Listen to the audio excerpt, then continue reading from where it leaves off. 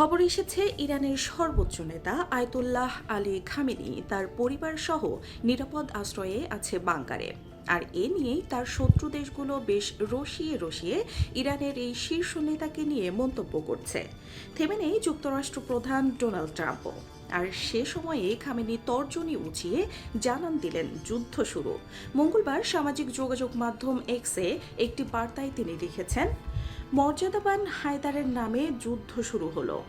আর এবার ইসরায়েলকে চরম শিক্ষা দিয়ে যুক্তরাষ্ট্রের মুখে হয়তো কুলুপ এঁটে দিবে ইরান। আর এমন হলে গোটা বিশ্ব দেখবে খামেনির দৃঢ়তা, আর বিশ্ব মনে রাখবে বীর দর্পে একাকী লড়াই করা খামেনির নাম।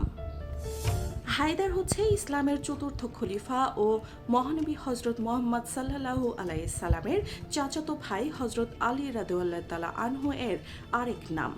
ইরান সহ শিয়া মুসলিমরা তাকে তাদের প্রধান ইমাম হিসেবে মানেন। মার্কিন প্রেসিডেন্ট ডোনাল্ড ট্রাম্প তার বিরুদ্ধে হত্যার হুমকি দেওয়ার পর প্রথমবারের মতো প্রতিক্রিয়া জানিয়েছেন ইরানের সর্বোচ্চ নেতা আয়াতুল্লাহ আলী খামেনি। গত মঙ্গলবার ইরানের সর্বোচ্চ নেতা আয়াতুল্লাহ আলী খামেনির বিষয়ে ইঙ্গিত করে প্রেসিডেন্ট ডোনাল্ড ট্রাম্প সামাজিক মাধ্যমে এক পোস্টে বলেছেন, আমরা ঠিক জানি তথাকথিত সর্বোচ্চ নেতা কোথায় লুকিয়ে আছেন। এই প্রেসিডেন্ট বলেন তিনি সহজ লক্ষ্যবস্তু, কিন্তু সেখানে নিরাপদ।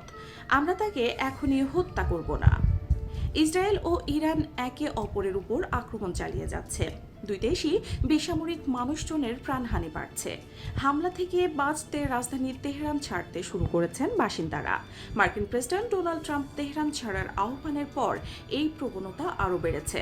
অন্যদিকে হামলা পাল্টা হামলার শুরু থেকেই দিন রাতের বেশিরভাগ সময় বাংকারে অবস্থান করছেন ইসরায়েলিরা। এএফপির যাচাইকৃত একটি ছবিতে দেখা গেছে উত্তর দিকের তেহরানের একটি মহাসড়কে যানবাহনের দীর্ঘ সারি এবং বিপরীত লেনে প্রায় কোনো যানবাহন নেই। বিবিসি জানিয়েছে ট্রাম্পের বার্তার পর মঙ্গলবার তেহরান ছাড়ার প্রবণতা বেড়েছে। সোমবারও কেউ কেউ শহর ছেড়েছেন, যদিও অনেকে শহরেই থেকে গেছেন। অনেকের আবার তেহরান ছাড়ার সুযোগও নেই। ইসরায়েলের হামলার জবাবে ইরানের প্রতিক্রিয়া ছিল দ্রুত। ৭২ ঘন্টার মধ্যে তেহরান ৩টি উল্লেখযোগ্য প্রতিশোধমূলক অভিযান শুরু করে।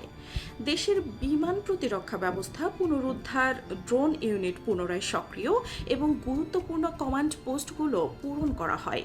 আবার অনলাইনে ছড়িয়ে পড়া ইরানি হামলার ক্ষতিগ্রস্ত ইসরায়েলের লক্ষ্যবস্তুর ছবি ও ভিডিও তেহরানের অপারেশনাল পুনরুদ্ধার এবং কৌশলগত বার্তারও ইঙ্গিত দেয়।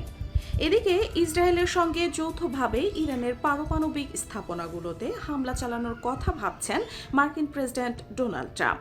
বিবিসির যুক্তরাষ্ট্রভিত্তিক অংশীদার সিবিএস নিউজ এ তথ্য জানিয়েছে।